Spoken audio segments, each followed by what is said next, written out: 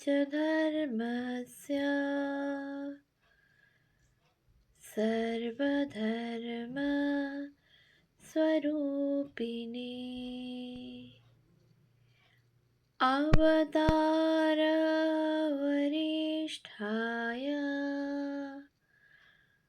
रामकृष्णाय ते नमः।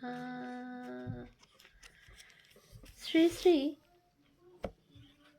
রামকৃষ্ণ লীলা প্রসঙ্গ প্রথম ভাগ গুরুভাব পূর্বার্ধ। পূজনীয় স্বামী শারদানন্দজি মহারাজের রচনা। শ্রী রামকৃষ্ণ ভাবমুখে, পৃষ্ঠা সংখ্যা 9। সাধকের মনের উন্নতির সহিত ঠাকুরের কথার গভীর অর্থবোধ। যাক, এখন বকলমার কথা।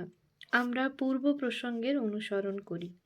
ঠাকুরের প্রত্যেক ভক্তকে জিজ্ঞাসা করিলেই তাহারা মুক্ত কণ্ঠে স্বীকার করিবেন, ঠাকুরের কথাগুলির পূর্বে তাহারা যে অর্থ গ্রহণে সমর্থ হইতেন, এখন যত দিন যাইতেছে তত সেগুলির ভিতর আরও কত গভীর অর্থ তাহার কৃপায় বুঝিতে পারিতেছেন। আবার ঠাকুরের অনেক কথা বা ব্যবহার, যাহার অর্থ আমরা তখন কিছুই বুঝিতে পারি নাই, কেবল হাঁ করিয়া শুনিয়া গিয়াছি মাত্র, তাহাদের ভিতর এখন অপূর্ব অর্থ ও ভাব উপলব্ধি করিয়া অবাক হইয়া থাকিতে হয়। কালে হবে, ঠাকুরের কথাই ছিল, ওরে কালে হবে, কালে বুঝবি। বীচিটা পুঁতলেই কি অমনি ফল পাওয়া যায়? আগে অঙ্কুর হবে, তারপর চারা গাছ হবে, তারপর সেই গাছ বড় হয়ে তাতে ফুল ধরবে, তারপর ফল। সেই রকম, তবে লেগে থাকতে হবে, ছাড়লে হবে না। এই গানটায় কি বলছে শোন। এই বলিয়া ঠাকুর মধুর কণ্ঠে গান ধরিতেন। হরিষে লাগি রাহো রে ভাই, তেরা বনত বনত বনি যায়, তেরা বিগড় বাত বনি যায়। এই বলিয়া ঠাকুর মধুর কণ্ঠে গান ধরিতেন। হরিষে লাগি রাহো রে ভাই, তেরা বনত বনত বনি যায়, তেরা বিগড় বাত বনি যায়। অঙ্কা তারে বঙ্কা তারে, तारे सुजौन कौशाय, और सुगा पढ़ाई के गनी का तारे, तारे मीराबाई। दौलत दुनिया माल खजाना, बिनिया बॉयल चलाए, और एक बात को टांटा पड़े तो खोज खबर न पाए। ऐसी भक्ति करो घट भीतर, छोड़ कपट चतुराई, सेवा बंदी और अधीनता, सहज मिली रघुराई। সাধনে লাগিয়া থাকা আবশ্যক। গান গাহিয়া আবার বলিতেন, তাঁর সেবা বন্দনা ও অধীনতা কি না দীন ভাব, এই নিয়ে বিশ্বাস করে পড়ে থাকতে থাকতে সব হবে, তার দর্শন পাওয়া যাবেই যাবে। তা না করে ছেড়ে দিলে কিন্তু ওই পর্যন্তই হলো। একজন চাকরি করে কষ্টে সৃষ্টে কিছু কিছু করে টাকা জমাতো।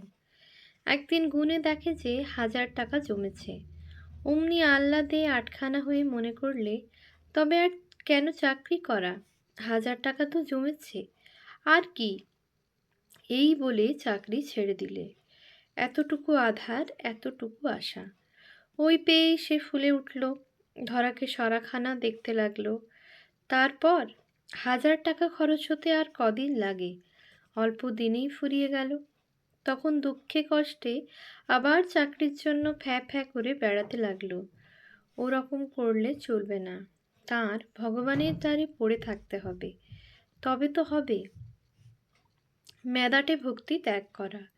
আবার কখনো কখনো গানটির দ্বিতীয় চরণ, তেরা বনত বনত বনি যায়, অর্থাৎ ভক্তি করিতে করিতে ফল পাওয়া যাইবে, গাহিতে গাহিতে বলিয়া উঠিলেন, দূর শালা, বনত বনত কি, অমন মেদাটে ভক্তি করতে নাই, মনে জোর করতে হয়, এখনই হবে, এখনই তাকে পাবো।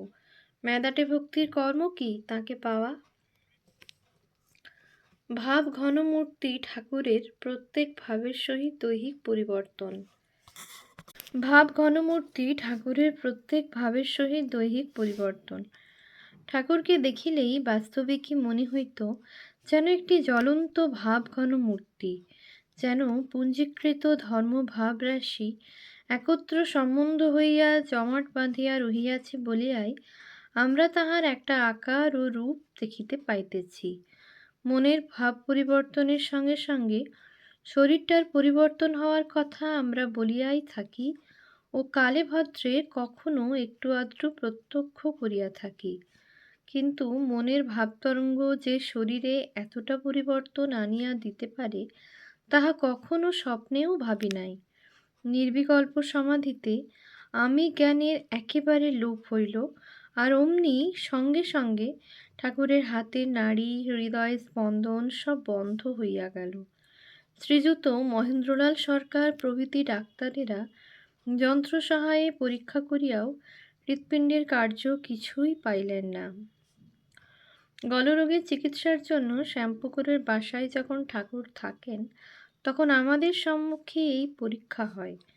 তাহাতেও সন্তুষ্ট না হইয়া জনৈক ডাক্তার বন্ধু ঠাকুরের চক্ষুর তারা বা মণি আঙুলের দ্বারা স্পর্শ করিলেন, তথাচ উহা মৃত ব্যক্তির ন্যায় কিছুমাত্র সংকুচিত হইল না। সখীভাব সাধনকালে আপনাকে শ্রীকৃষ্ণের দাসী ভাবিতে ভাবিতে মন তন্ময় হওয়ার সঙ্গে সঙ্গে শরীরেও স্ত্রীসুলভ ভাব উঠা বসা, দাঁড়ানো, কথা কহা প্রভৃতি প্রত্যেক কার্যে এমন প্রকাশ পাইতে লাগিল যে শ্রীযুত মথুরানাথ, মার প্রভৃতি যাহারা 24 ঘণ্টা ঠাকুরের সঙ্গে উঠা বসা করিত, তাহারাও তাহাকে দেখিয়া অনেকবার কোনো আগন্তুক স্ত্রীলোক হইবে বলিয়া ভ্রমে পড়িল। এইরূপ কত ঘটনাই না আমরা দেখিয়াছি ও ঠাকুরের নিজ মুখ হইতে শুনিয়াছি, যাহাতে বর্তমান মনোবিজ্ঞান ও শারীরবিজ্ঞানের বাঁধা ধরা নিয়মগুলিকে পাল্টাইয়া বাঁধিতে হয়। সেসব কথা বলিলেও কি লোকে বিশ্বাস করিবে? ঠাকুরের সকল প্রকার ভাব ধরিবার ক্ষমতা। কিন্তু সর্বাপেক্ষা আশ্চর্যের বিষয় দেখিয়াছি ঠাকুরের ভাবরাজ্যের সর্বত্র বিচরণ করিবার ক্ষমতা। ছোট বড় সব রকম ভাব বুঝিতে পারা। বালক যুবা বৃদ্ধ সকলের মনোভাব, বিষয়ী সাধু জ্ঞানী ভক্ত স্ত্রী পুরুষ সকলের হৃদগত ভাব ধরিয়া কে কোন পথে কত দূর ধর্মরাজ্যে অগ্রসর হইয়াছে, পূর্ব সংস্কার অনুযায়ী ওই পথ দিয়া অগ্রসর হইতে তাহার কিরূপ সাধনেরই বা বর্তমানে প্রয়োজন, সকল কথা বুঝিতে পারা ও তাহাদের প্রত্যেকের অবস্থানুযায়ী ঠিক ঠিক ব্যবস্থা করা। দেখিয়া শুনিয়া মনে হয় ঠাকুর যেন মানব মনে যত প্রকার ভাব উঠিয়াছে, উঠিতে পারে বা পরে উঠিবে, সে সকল ভাবই নিজ জীবনে অনুভব করিয়া বসিয়া আছেন এবং ওই সকল ভাবের প্রত্যেকটি তাহার নিজের মনের ভিতর আবির্ভাব হইতে তিরোভাবকাল পর্যন্ত পর পর তাহার যে যে অবস্থা হইয়াছিল তাহাও পুঙ্খানুপুঙ্খ স্মরণ করিয়া রাখিতে পারিয়াছেন। আর তজ্জন্যই ইতর সাধারণ মানব যে যখন আসিয়া যে ভাবের কথা বলিতেছে, নিজের ওই সকল পূর্বানুভূত ভাবের সহিত মিলাইয়া তখনই তাহা ধরিতেছেন, বুঝিতেছেন ও তদুপযোগী বিধান করিতেছেন। সকল বিষয়েই যেন এই রূপ। মায়া মোহ, সংসার তাড়না, ত্যাগ বৈরাগ্যের অনুষ্ঠান প্রভৃতি সকল বিষয়েই কেহ কোনো অবস্থায় পড়িয়া উহা হইতে উদ্ধার হইবার পথ খুঁজিয়া না পাইয়া কাতর জিজ্ঞাসু হইয়া আসিলে ঠাকুর পথের সন্ধান তো দিয়া দিতেনই, আবার অনেক সময়ই সঙ্গে সঙ্গে নিজের ওই অবস্থায় পড়িয়া যেরূপ অনুভূতি হইয়াছিল তাহাও বলিতেন, ওগো তখন এইরূপ হইয়াছিল ও এইরূপ করিয়াছিলাম ইত্যাদি বলিতে হইবে না। ঐরূপ করায় জিজ্ঞাসুর মনে কত ভরসার উদয় হইত এবং ঠাকুর তাহার জন্য যে পথ নির্দিষ্ট করিয়া দিতেন, কতদূর বিশ্বাস ও উৎসাহে সে সেই পথে অগ্রসর হইত। শুধু তাহাই নহে, এইরূপে নিজ জীবনের ঘটনা বলায় জিজ্ঞাসুর মনে হইত ঠাকুর তাহাকে কত ভালোবাসেন। আপনার মনের কথাগুলি পর্যন্ত বলেন, দু একটি দৃষ্টান্তেই বিষয়টি সম্যক বুঝিতে পারা যাইবে। প্রথম দৃষ্টান্ত মণিমোহনের পুত্রশোকের কথা। সিঁদুরিয়াপট্টির শ্রীযুত মণিমোহন মল্লিকের একটি উপযুক্ত পুত্রের মৃত্যু হইল। মণিমোহন পুত্রের সৎকার করিয়াই ঠাকুরের নিকট আসিয়া উপস্থিত। ঠাকুরকে অভিবাদন করিয়া বিমর্ষভাবে ঘরের একপাশে বসিলেন। দেখিলেন ঘরে স্ত্রী পুরুষ প্রভৃতি অনেকগুলি জিজ্ঞাসু ভক্ত বসিয়া রয়েছেন এবং ঠাকুর তাহাদের সহিত নানা সৎপ্রসঙ্গ করিতেছেন। বসিবার অল্পক্ষণ পরেই ঠাকুরের দৃষ্টি তাহার উপর পড়িল এবং ঘাড় নাড়িয়া জিজ্ঞাসা করিলেন, কি গো, আজ এমন শুকনো দেখছি কেন? মণিমোহন বাষ্পগদগদ কণ্ঠে উত্তর করিলেন, পুত্রের নাম করিয়া অমুক আজ মারা পড়িয়াছে। বৃদ্ধ মণিমোহনের সেই রুক্ষ বেশ ও শোকনিরুদ্ধ কণ্ঠস্বর শুনিয়া গৃহাভ্যন্তরস্থ সকলেই স্তম্ভিত, নীরব। সকলেই বুঝিলেন বৃদ্ধের হৃদয়ে সে গভীর মর্মবেদনা ও উথলিত শোকাবেগ বাক্যে রুদ্ধ হইবার নহে। তথাচ বৃদ্ধের বিলাপ ও ক্রন্দনে ব্যথিত হইয়া সংসারের ধারাই ওই প্রকার, সকলকেই একদিন মরিতে হইবে। যাহা হইয়াছে সহস্র ক্রন্দনেও তাহা ফিরিবার নহে। অতএব শোক পরিত্যাগ করো, সহ্য করো। এইরূপ নানা কথায় তাহাকে শান্ত করিতে লাগিলেন। সৃষ্টির প্রাক্কাল হইতেই মানব শোকসন্তপ্ত নরনারীকে ওই সকল কথা বলিয়া সান্ত্বনা দিয়া আসিতেছে। কিন্তু হায়, কয়টা লোকের প্রাণ তাহাতে শান্ত হইতেছে? কেনই বা হইবে?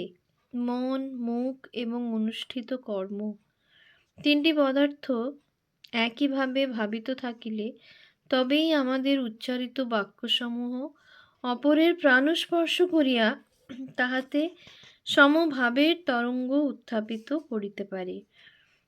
এখানে যে তাহার একান্ত অভাব। আমরা মুখে সংসার অনিত্য বলিয়া প্রতি চিন্তায় ও কার্যে তাহার বিপরীত অনুষ্ঠান করিয়া থাকি। নেশার স্বপ্নসম সংসারটা অনিত্য বলিয়া ভাবিতে অপরকে উপদেশ করিয়া নিজে সর্বদা প্রাণে প্রাণে উহাকে নিত্য বলিয়া ভাবি এবং চিরকালের মতো এখানে থাকিবার বন্দোবস্ত করিয়া থাকি। আমাদের কথায় সেই শক্তি কোথা হইতে আসিবে? অপর সকলে মণিমোহনকে ঐরূপে নানা কথা কহিলেও ঠাকুর এক্ষেত্রে অনেকক্ষণ কোনো কথাই না কহিয়া মণিমোহনের শোকোচ্ছ্বাস কেবল শুনিয়াই যাইতে লাগিলেন। তাহার তখনকার সেই উদাসীন ভাব দেখিয়া কেহ কেহ বিস্মিত হইয়া ভাবিতেও লাগিলেন, ইহার হৃদয় কি কঠোর, কি করুণা শূন্য। বৃদ্ধের কথা শুনিতে শুনিতে কতক্ষণ পরে ঠাকুর অর্ধবাহ্য দশা প্রাপ্ত হইলেন এবং সহসা তাল ঠুকিয়া দাঁড়াইয়া শ্রীযুক্ত মণিমোহনকে লক্ষ্য করিয়া অপূর্ব তেজের সহিত গান ধরিলেন। জীব সাজো সমরে, ওই দেখ রণবেশে কাল প্রবেশে তোর ঘরে, আরোহণ করি মহাপুণ্য রথে, ভজন সাধন দুটো অশ্ব জুড়ে তাতে, দিয়ে জ্ঞান ধনুকে টান, ভক্তি ব্রহ্মবান সংযোগ কররে। আর এক চুক্তি আছে, শুনো সুসঙ্গতি, সব শত্রু নাশের চাইনে রথরথী, রণভূমি যদি করেন দাশরথী ভাগীরথীর তীরে। গানের বীরত্বব্যঞ্জক সুর ও তদনুরূপ অঙ্গভঙ্গি ঠাকুরের নয়ন হইতে নিঃসৃত বৈরাগ্য ও তেজের সহিত মিলিত হইয়া সকলের প্রাণে তখন এক অপূর্ব আশা ও উদ্যমের স্রোত প্রবাহিত করিল। সকলেরই মন তখন শোক মোহের রাজ্য হইতে উত্থিত হইয়া এক অপূর্ব ইন্দ্রিয়াতীত সংসারাতীত বিমল ঈশ্বরীয় আনন্দে পূর্ণ হইল। মণিমোহনও উহা প্রাণে প্রাণে অনুভব করিয়া এখন শোক তাপ ভুলিয়া স্থির, গম্ভীর, শান্ত। ওম শান্তি। शान्ति शान्तिः। हरिः ॐ तत्सत्। श्रीरामकृष्णार्पणमस्तु।